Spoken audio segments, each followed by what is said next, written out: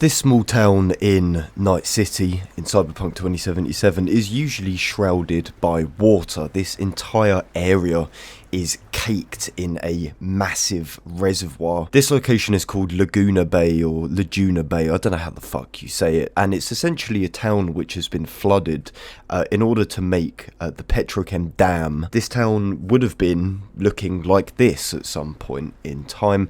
However, as we all know, in the actual build of the game, there is a great amount of water that makes this basically an abandoned underwater ghost town. With the help of a little mod which actually removes all of the water, we are able to explore this place in the cold, hard light of day, and well, that's exactly what we're going to be doing today. I will say though that this location, and particularly the mission which utilises this place, I have never actually done, so I can't comment on what you do actually see in this mission.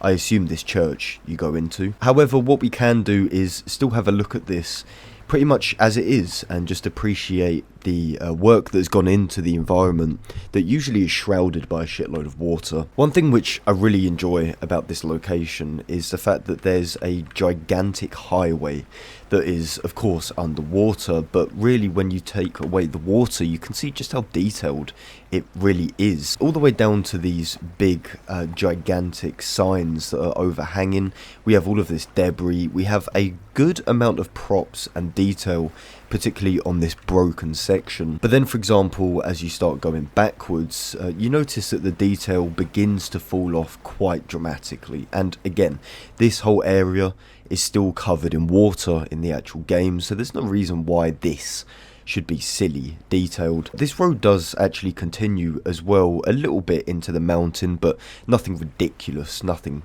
super out of the ordinary. And this goes for the opposite side of the bridge as well. It extremely detailed near this broken part, but the further back you go, the less detail it retains. And I think one of the most interesting things I would say about Laguna Bay is the fact that these roads are actually extremely extensive. Like this road right about here with all of these broken pillars goes all the way up this part of the mountain. It's still going, it still loops, and eventually it does hit where the water would begin, so this line here is where the water should be. But to look at it from above, you can see that this area is actually huge, even if the town itself is actually pretty tiny and not really utilised all that much, I guess. Now, the main problem with trying to explore Laguna Bend is that if I turn off no clip, the lighting completely and utterly shits its pants, and we end up getting these really weird pixelated stars.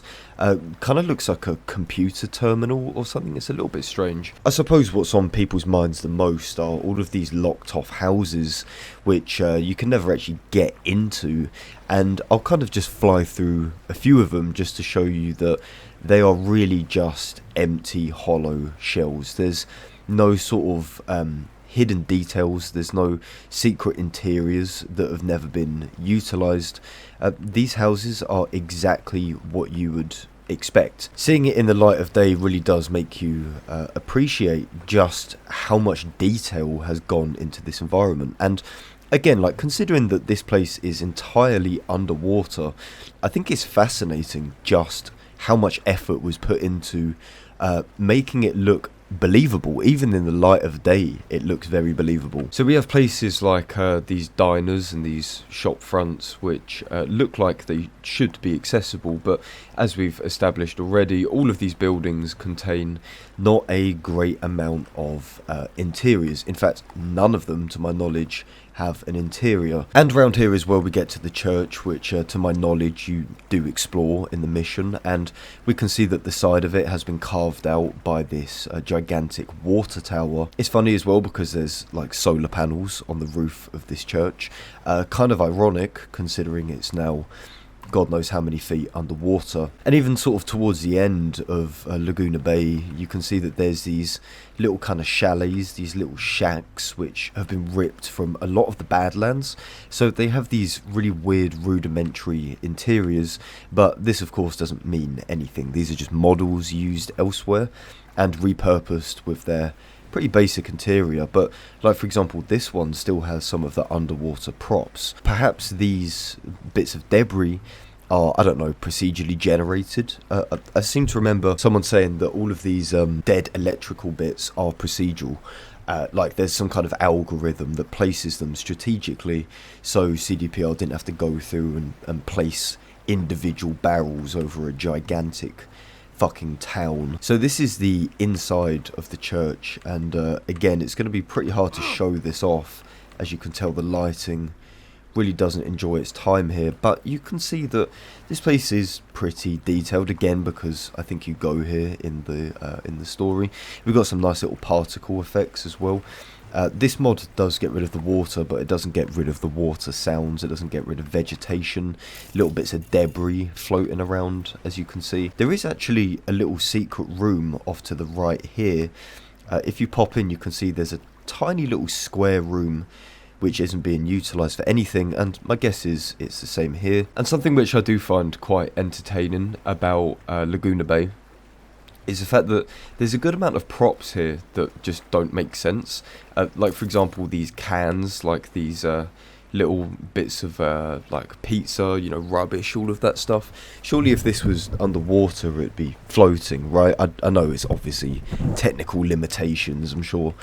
The fucking red engine can't handle like buoyancy physics or whatever, but I just find it funny that there's a lot of these props which are seen elsewhere in Night City that kind of make an appearance underwater, even if it doesn't really make sense. There's also this big crane right at the back, alongside some shipping containers and some destroyed parts of what I'd presume to be a road. You can see the road does actually continue, but gradually loses its detail, and interestingly actually goes all the way round to here, which is pretty much again just these copied and pasted Fallout / Tame Impala looking buildings. And I'm guessing, you know, like I'm not 100% sure, but I'm guessing this is some kind of barrier for the mission.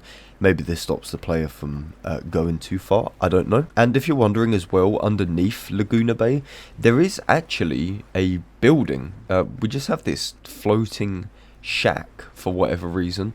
Has a little orange door on the side. It has like this big black window. When I've seen people talk about this place, a lot of people tend to say that they feel like you were supposed to explore this place without the water, that perhaps the water was some kind of afterthought, because when you do look at some of these props and you look at the immense amount of detail, it would make sense that perhaps it was designed to be seen like this.